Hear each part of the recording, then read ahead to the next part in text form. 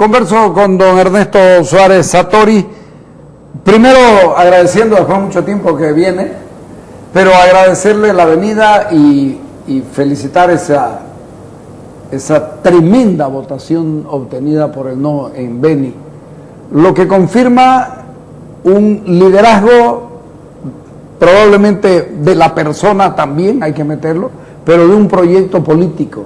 ¿Es correcto? Carlos, gracias por la invitación y de verdad un gusto poder estar con usted acá. Yo creo que el tema del referéndum tiene matices especiales, o sea, el hecho de que se haya solamente manifestado un partido político y los otros no tengamos candidatos, hace que nos concentremos todos en eso. Y se tomó la opción en el Beni, de alguna manera, de salir sin el color político, sino más bien salir a explicar de qué se trataba todo esto.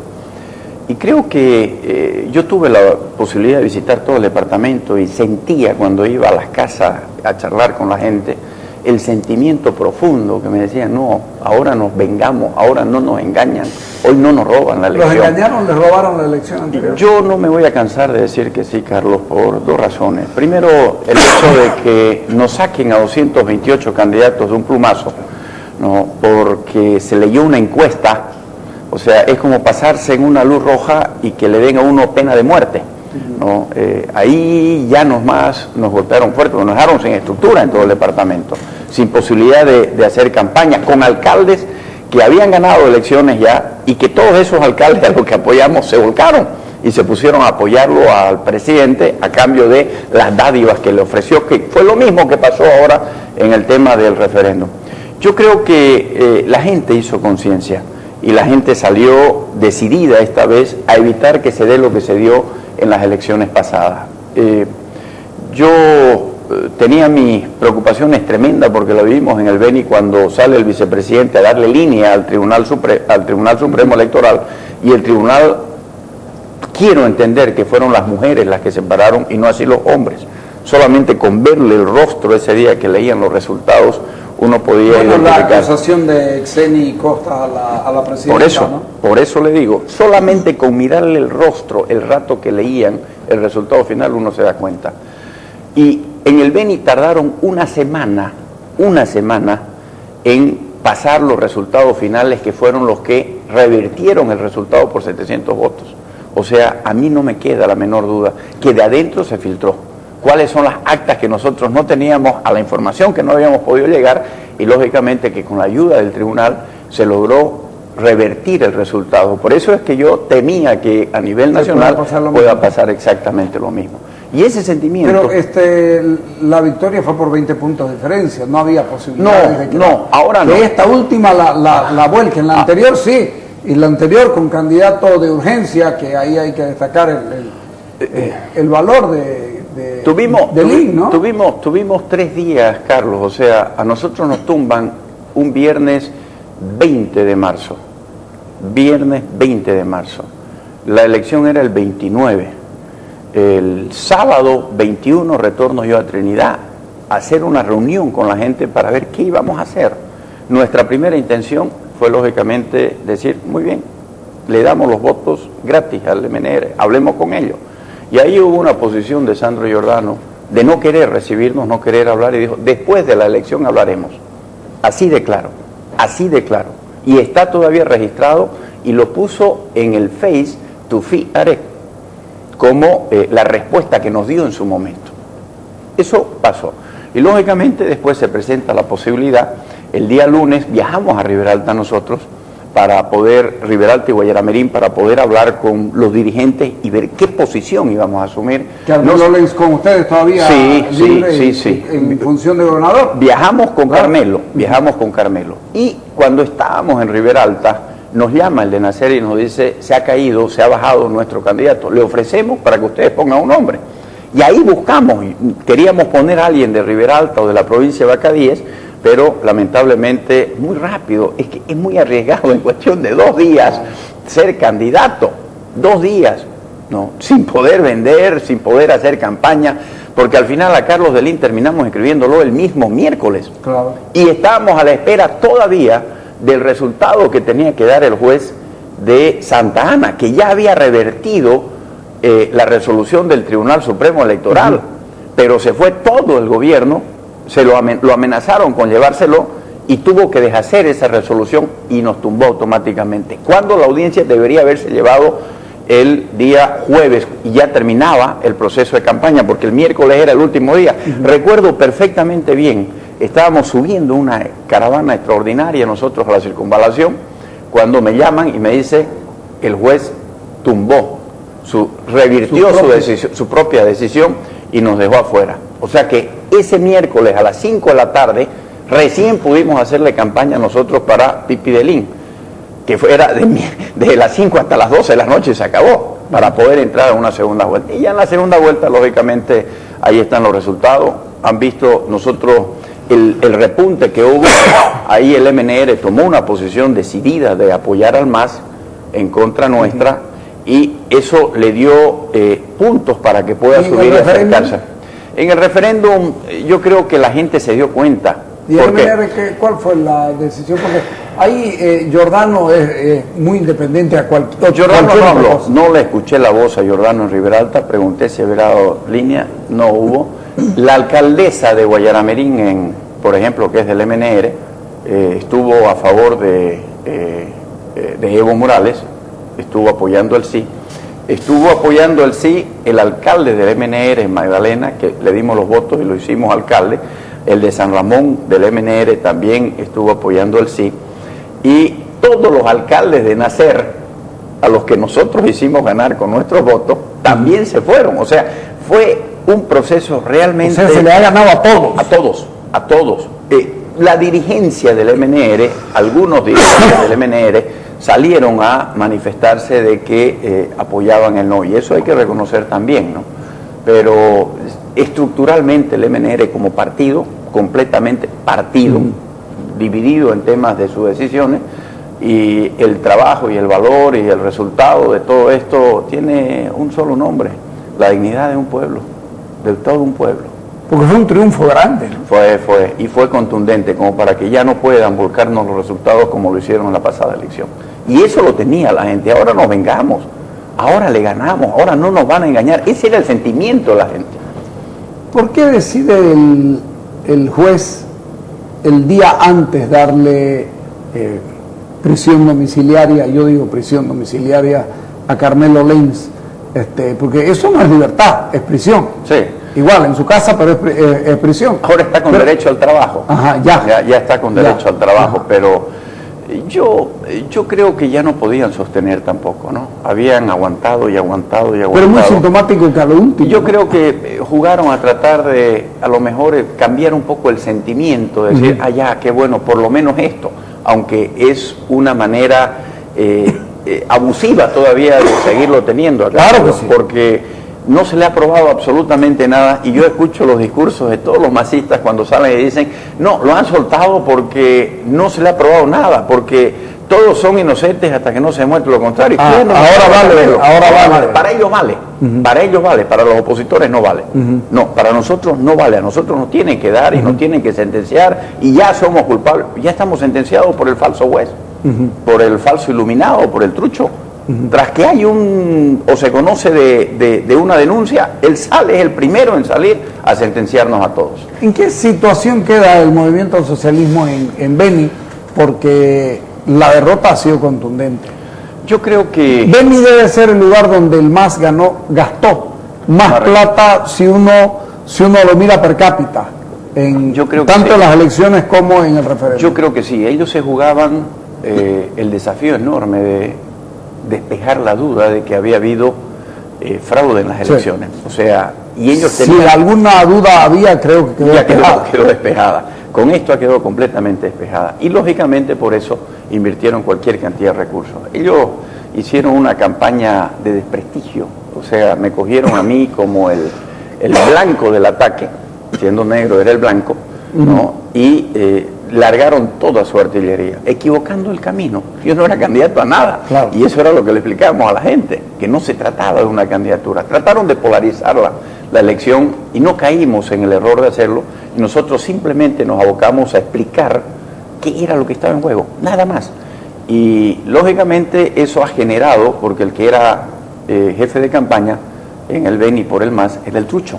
O sea, yo le voy a decir trucho porque es trucho. O sea, cuando alguien no gana legítimamente, es trucho, pues. Cuando alguien no tiene título, estamos hablando del gobernador del Beni. Del gobernador trucho del Beni, ya. a él me refiero directamente.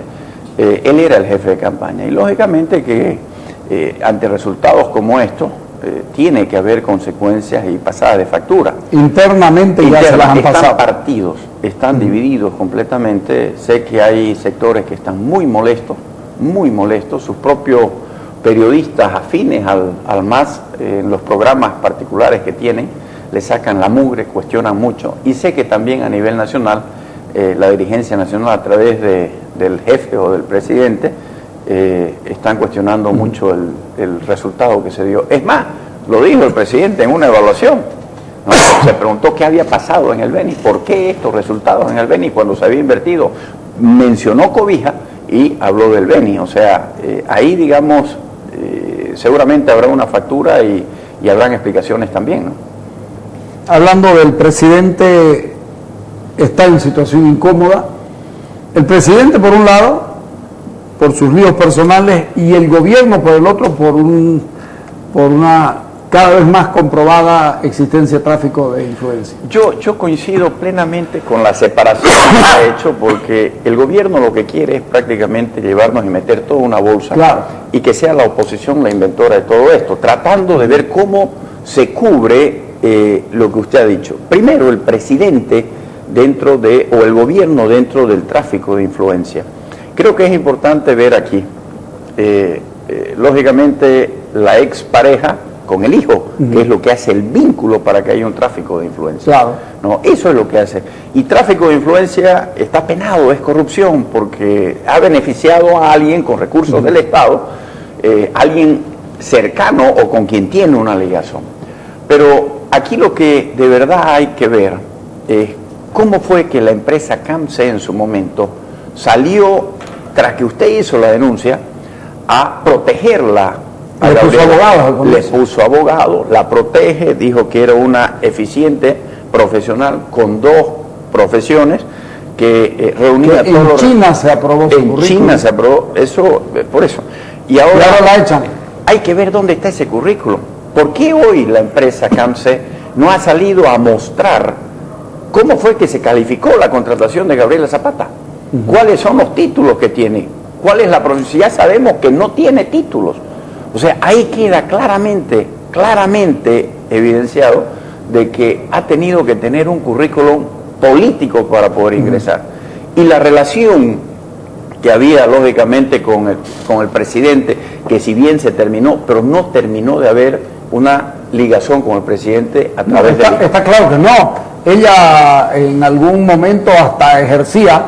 Yo lo denuncié hace algún tiempo, lo volví a decir con Oppenheimer y qué casualidad, a partir de lo que yo digo comienzan a mirar el lado Quintana, que yo le llamo, y uno se entera por boca del vicepresidente del Estado de que la señora Zapata trabajaba en Acción Social y entraba y salía de Acción Social cuando quería, y que incluso recibía plata de la señora Choque, que trabajaba en Acción Social. ¿Y qué más lazos de cercanía política en este asunto? Y mire la casualidad, que justamente hay funcionarios del Ministerio de la Presidencia involucrados en todo esto, el ministro de la Presidencia callado en 7 idiomas, se zambulló para no jugar, callado en 7 idiomas, cuando él no puede callar si sale. Pero ¿quién entra pues a Palacio de Gobierno a sentarse en el despacho de la primera dama? ¿Quién entra? Oiga, están haciendo las cosas en las narices del presidente y del ministro de la Presidencia. ¿Cómo es posible que altos funcionarios de empresa o empresarios grandes tengan que ingresar a Palacio así nomás a reunirse con ella? ¿Quién le dio el derecho? ¿Cómo es posible que se hayan llevado, por ejemplo... o funcionarios de gobierno. O funcionarios de gobierno, así es. ¿Cómo fue de que ella obtiene un carro? ¿Quién se lo dio el carro? ¿Se lo dio la oposición? ¿Se lo dio usted? ¿Usted fue el que le facilitó que ella pueda utilizar esas oficinas? O sea, quieren echarle la culpa, o sea, claro, el que echa su mal a otro descansa. ¿no? Y lo que están buscando es cómo sacarse el peso de encima con el discursito de siempre, que es la oposición, que es esto. Y la victimización del presidente. Del presidente. Y el único responsable de todo esto se llama Evo Morales Ayma. Es el que tiene que ver y está involucrado en todo, ¿no? Y lógicamente que sale con otro tema que lo complica mucho más aún. Y en el tema ese del niño que lo complica cada vez más, ¿no siente usted que diera lugar a un juicio de responsabilidades ya, o por lo menos a una comisión, puede ser reservada, lo que la gente quiera, pero que el presidente tendría que dar explicaciones a sus tantas contradicciones que ha tenido en relación al caso? Yo creo que es bueno recordar algunas cositas que lógicamente lo dejan a uno todavía más anonadado, porque uno espera que haya un poquito de calidad humana, que haya moral de por medio, que eso oprime. Pero cuando salió el problema y usted destapó todo esto, yo escuché a un ministro que dice, dejen al niño tranquilo, que no quiere ir al colegio porque se siente mal. Antes de que salga el presidente a anunciar de que el niño estaba muerto. Sí. No, y todo el mundo se cayó porque es un tema demasiado sensible y delicado. Si el presidente ha dicho que el niño está muerto, ¿quién se va a atrever? Es el padre, sí. No, es el padre, por Dios. No, y lógicamente ahí viene pregunta, ¿cómo es posible que después salga el presidente a decir, si está vivo me mintieron? Oiga, si esto pues no es como quebrar un vaso, oye, Evo, ¿sabes qué? Se cayó el vaso y se quebró, no es lo mismo que decir, se ha muerto nuestro hijo. ¿No? ¿Qué tipo de padre es? Que no va ni al velorio, ni sabe dónde está enterrado, ni sabe si murió ciertamente o no. ¿No? Eso es, ahí demuestra el comportamiento, la moral y la ética del primer mandatario, del ejemplo que tiene que darnos.